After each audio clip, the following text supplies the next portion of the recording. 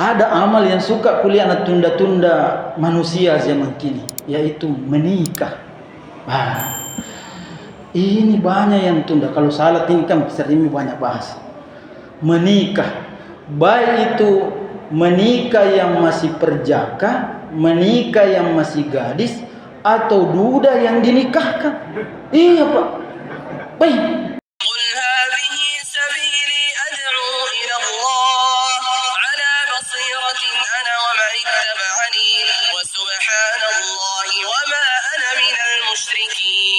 Warahmatullahi wabarakatuh. Alhamdulillahilladzi ja'ala asy-syamsa diya'an wal qamara nuran wa qaddarahu manazila li ta'lamu 'adada as-sinina wal hisab. Ma khalaqallahu dzalika illa bil haqq yufassilul ayati liqaumin ya'lamun. Ahmaduhu wa ashkuruh wa atubu ilaihi wa astaghfiruh. Asyhadu an la ilaha illallah wahdahu la syarikalah wa asyhadu anna Muhammadan abduhu wa rasuluhu al-mab'utsu rahmatan lil alamin. Amma ba'du. Rabbi adkhilni mudkhala sidq wa akhrijni mukhraja sidq waj'al li min ladunka sultanan nasira. Allahumma laka sumna wa bika amanna wa ala rizqika aftarna. ذهب الظمأ وابتلت العروق وثابت الأجر إن شاء الله.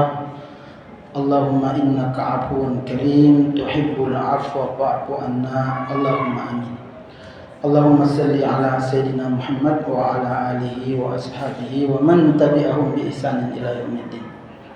Hadirin jamaah salat Isya dan salat tarawih yang kita saling mendoakan semoga kita semua dirahmati, diberkahi dan diberi keselamatan oleh Allah Subhanahu wa taala. Amin. 3 nikmat ini selalu kita minta ketika silaturahim. Diawali dengan doa kebaikan. Assalamualaikum, keselamatan bagi kalian, wa rahmatullahi, rahmat Allah bagi kalian, wa barakatuh, dan berkah Allah bagi kalian. 3 nikmat ini yang didapat nakalahkan dunia dan segala isinya. Sehingga itulah begitu utamanya kita menjawab salam, begitu utamanya kita duduk bermajelis saling mendoakan kebaikan, plus ada malaikat di antara kita tidak berhenti berdoa. Malaikat itu berdoa, Allahumma ghfir lahu warhamhu, Allahumma ghfir lahu warhamhu. Ya Allah, rahmati dia, ampuni dia, rahmati dia, berturut-turut. Menurut hadis, nanti malaikat itu berhenti kalau orang tersebut meninggalkan tempat duduknya di dalam masjid atau dia batal wudhunya. Sehingga tidak ada ruginya kita berada di rumah Allah Subhanahu wa taala. Apalagi orang beriman itu, masjid diperumpamakan dia seperti ikan dengan air. Jadi bagaimana ikan dengan air? Dia hidup, berkembang dan enak dilihat. Orang beriman juga begitu. Kalau dia meninggalkan masjid, maka bagaimana ikan kalau dia meninggalkan air? 2 kemungkinannya, jadi ikan kering atau jadi ikan bonmot. Olehnya itulah kita bersyukur malam ini masih bertahan, karena kita ini olimpiade amal, pertandingan amal, dan pemenangnya nanti diberi gelar itu tidak ada di perguruan tinggi, tidak ada di lembaga swasta. Gelar itu dari langit, yaitu muttaqin, orang yang bertakwa. Gelar dari Allah Subhanahu wa taala. Sangat tinggi dan mulia, dan alamat selamat dari azab kubur dan azab api neraka. Hadirin Bapak Ibu jamaah salat tarawih rahimakumullah. Saya diberi judul dari kutipan kata hikmahnya Ibnu Athaillah Al-Askandari. Rihalatul a'mal ala wujudil faragi min ru'unatil nafsi. Artinya secara letterlet ini, rihala, ini sudah bahasa Indonesia. Rehat. Iya, itu kan rehat ki dulu deh bekerja. Istirahat ki dulu bekerja. Terjemahannya di dalam kitabnya ini menunda amal. untuk menunggu waktu luang adalah bentuk kebodohan jiwa. Masya Allah, menarik ini kajiannya ini. Seorang sufi yang sangat terkenal, kitabnya sampai hari ini dibaca, dan ada ulama besar di masjidnya sementara beliau isi pengajian.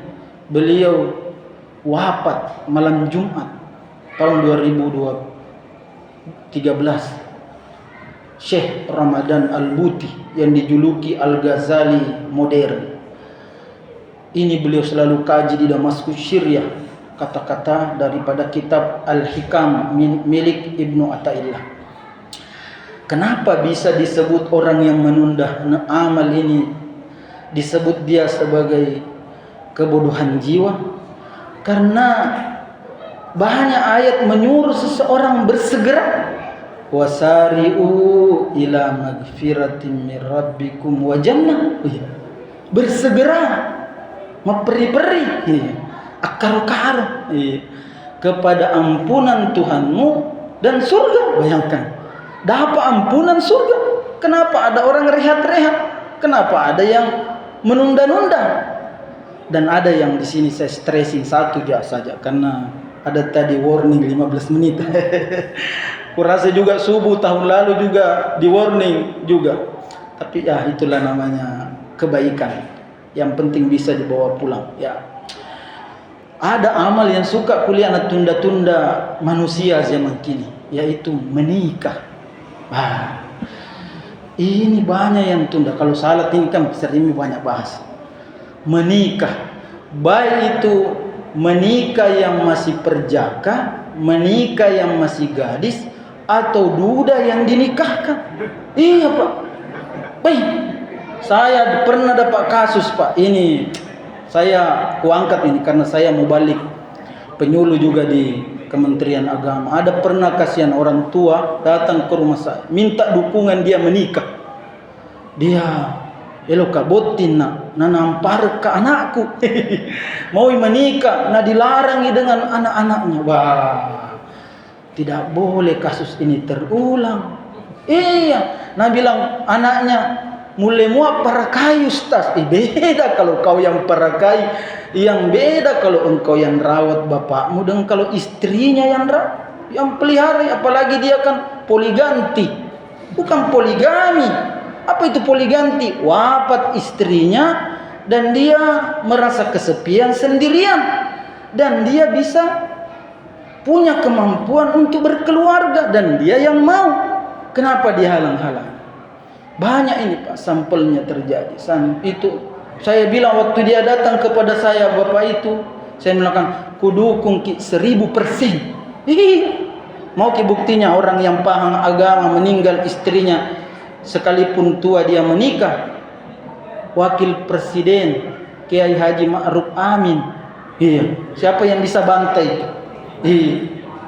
Siapa kira-kira bisa bantai beliau? Istrinya muda, dokter lagi.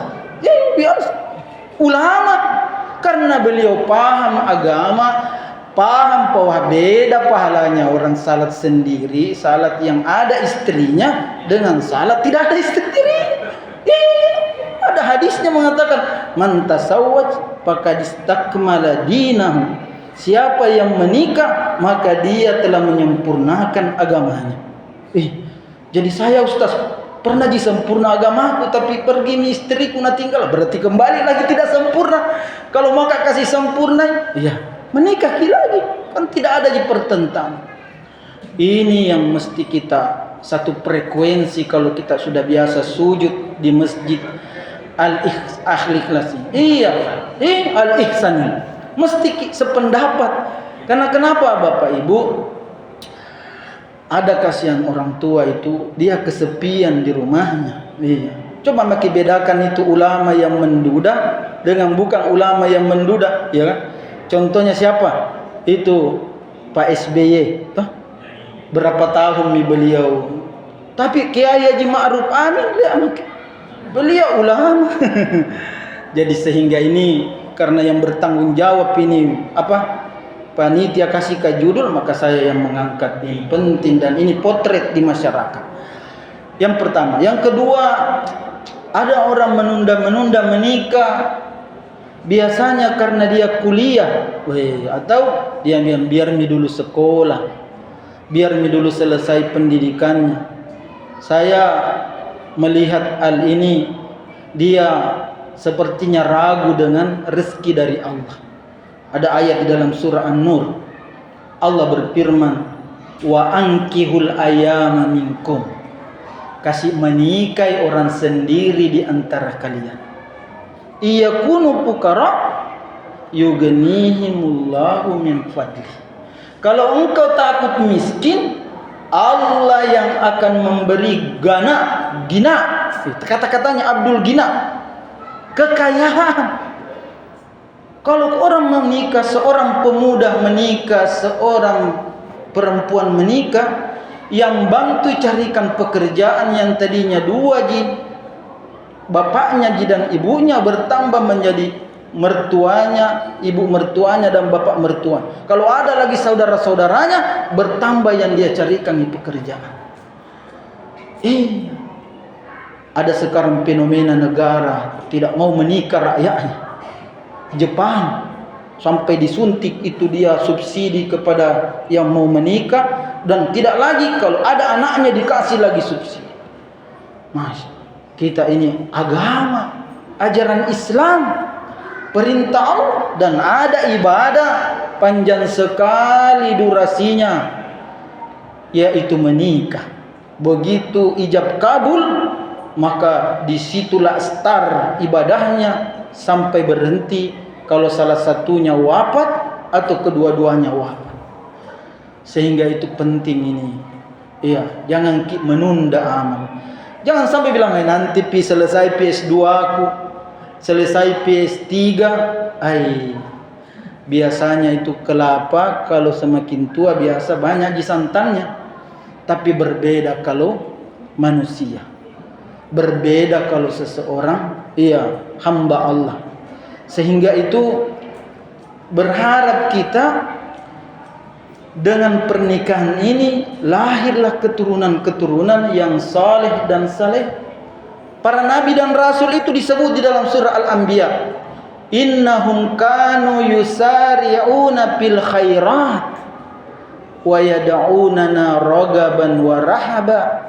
Di dalam surah Al-Anbiya ayat 90. Innahu kanu, ayat ini menyebut nabi-nabi sebelumnya, wa Ismaila wa Idrisa wa Dzalkifli kullum minas sabirin wa adkhalnahum fi rahmatina innahum minas salihin wa dhannuni idh dhahaba mughadiban fadhanna an lan yaqdira alayhi fanada fi dhulumati alla ilaha illa anta subhanaka inni kuntum minaz zalimin.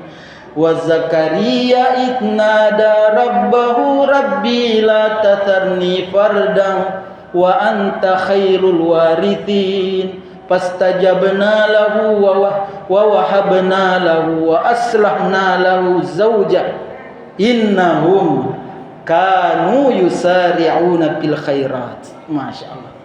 Ayat itu menyebut nama-nama Ismail, Dzulkifli, nasebut Nuh, nasebut juga Yunus, nasebut Zakaria. Mereka itu bersegera dengan kebaikan.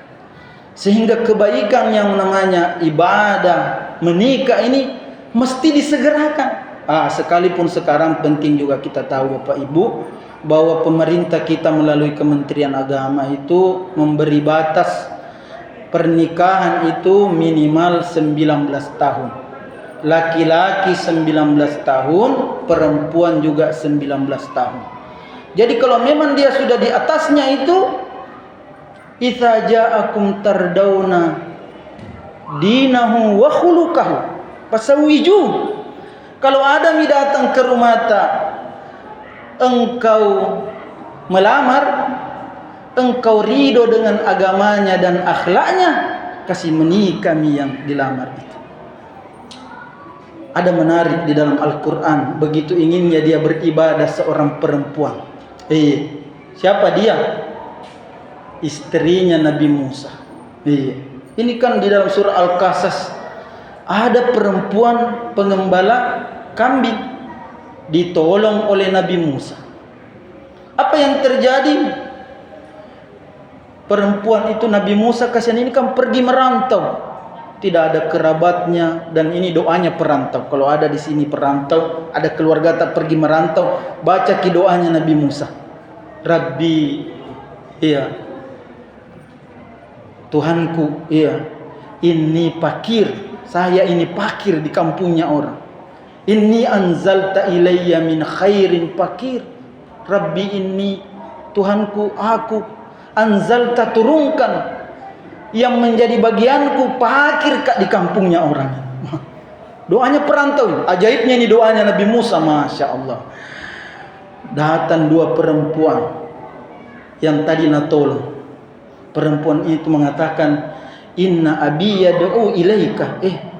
Na panggil ki bapakku, ya na undang ki bapakku. Dia jazia ma zakaita, hendak memberi balasan terhadap perbuatan baikmu kepadaku. Maka berangkatlah mereka, dan di sini juga ada akhlak.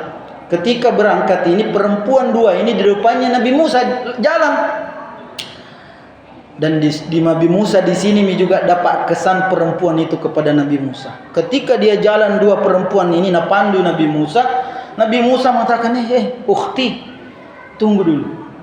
Minta tolong kita di belakang, ya saya di depanmu. Nanti kalau engkau mengatakan belok kiri, bilang saja belok kiri, belok kanan, saya bilang saja belok kanan. Maka di belakanglah perempuan. Sampailah di rumahnya. Kalau di dalam sirah itu dia disebut Syekh Madian. Ada yang mengatakan Nabi Syuaib, tapi menurut ahli sejarah Nabi Musa itu tidak sesaman dengan Nabi Syuaib. Tapi itu menjadi perbedaan pendapat ulama. Ketika sampai dia di sana, ditanyalah oleh Syekh Madian ini, kenapa kau ada di sini? Nah bilang, begini kak, ku tinggalkan di Mesir. Apa kata orang tua ini, tokoh Madian ini? Najautaka minal qaumidz zalimin, selama engkau dari orang yang ingin berbuat zalim kepada. Di balik tirai ada suara perempuan salah satu dari dua ini. Ya abati istajirhu fa inna khaira man istajartal qawiyul amin. Dia mengatakan, wahai bapakku, kasih jadi pekerja itu. Ini halusnya itu kata-katanya perempuan kalau mau menikah. Kalau laki-laki biasa kalau di Bugis Makassar itu tebas-tebas pisangnya.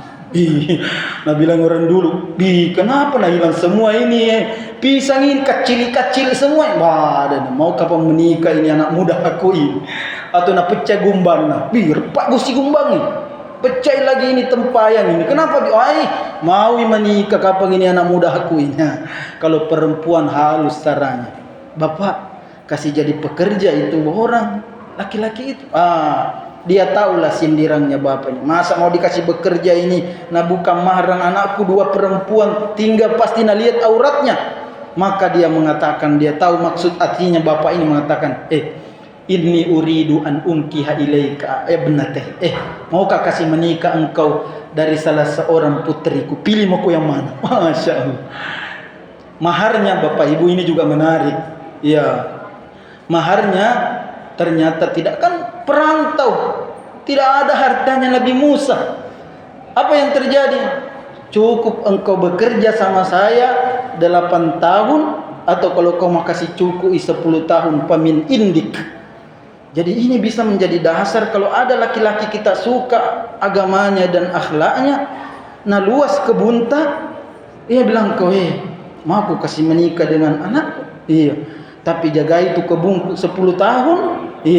Dan di situ menjadi sumber penghasilan saya dan kamu, dan itu menjadi penghasilan keluargamu. Itu perjanjian kita. Bisa ditulis dengan dengan perjanjian hitam di atas putih, dan itu tertulis di dalam Al-Qur'an. Tidak mesti uang panai 100 juta, 200 juta, 1 miliar yang nantinya pestanya 1-2 petanya 3 malam, tapi berpisahnya hanya berapa hari. Banyak terjadi begitu. Jadi ini petunjuk Al-Quran begitu pentingnya tentang menikah, sehingga Yang dimaksud di sini salah satunya adalah orang yang menunda amal, iya, karena menunggu lapang waktunya adalah bentuk kebodohan jiwa, yaitu salah satunya adalah seseorang yang menunda-nunda menikah.